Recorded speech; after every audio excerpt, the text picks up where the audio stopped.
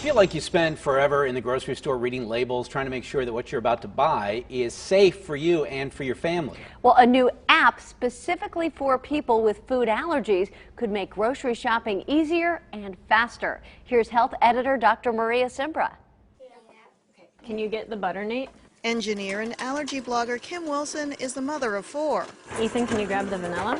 Her oldest has food allergies, dairy, eggs, and peanuts. When he was about 8 months old, I think, gave him a spoonful of yogurt, and he reacted immediately. He had hives around his mouth. It's a terrifying thing when you're riding in the back of an ambulance with your child hooked up to machines, making sure that you know, they're breathing. To avoid a life-threatening allergic reaction with throat swelling and dropping blood pressure, she makes everything with safe ingredients. This makes grocery shopping a lengthy process. It does take me, when I go to the grocery store, a good 2 to 3 times longer than it probably takes the average person who just walks through the store and puts stuff in their cart and then goes to the checkout line. Now there's an app to help shoppers with food allergies. It's called It. You scan your groceries, and the idea is that you don't have to spend lots and lots of time walking through the grocery store reading every single label. This gives you a way to hopefully get through the store maybe a little bit faster. To use the app, you choose the ingredients you wish to avoid. Then you scan a product's barcode with your smartphone to see if it meets your program selections. We checked items from a variety of stores. I had programmed in here that I wanted to avoid dairy and eggs, and it comes up and it says not for you. There are indeed eggs for sure, and it is also a may contain milk statement on here, so these would not be safe for our household.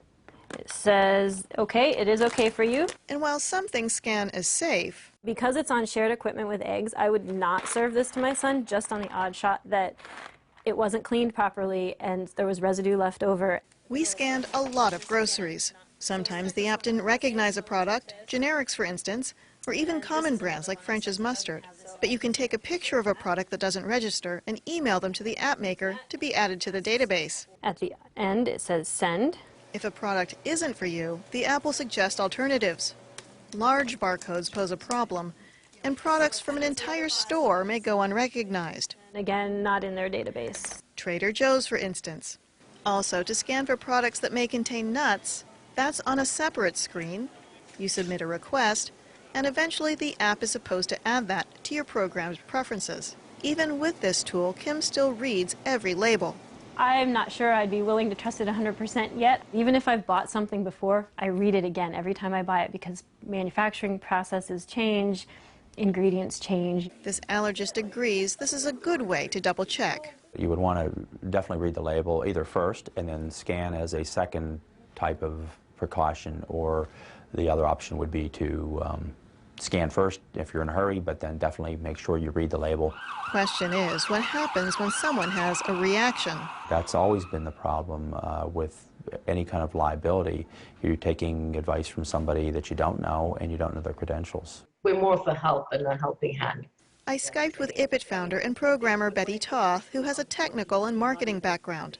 The app grew out of wanting to help a friend with allergies. Today we have 300,000 food products, which is fantastic in many ways. Of course, it's not enough because there are more products out there. The app is free to use, and currently Toth has no revenue stream. Food is a big business, and so we absolutely see revenue potential in the future. It isn't just for people with allergies. You can also select for ingredients you simply wish to avoid, such as artificial colors and artificial sweeteners. Or you can select for foods compatible with a certain condition, acid reflux, for instance. Hey guys, the cookies are ready. Ooh, yeah. I think it's in its infancy. I think it'll take off. I think they'll be very, very common at some point and probably will be extremely accurate at some point. We're headed in the right direction for sure. I'm Dr. Maria Simbra, KDKA-TV News.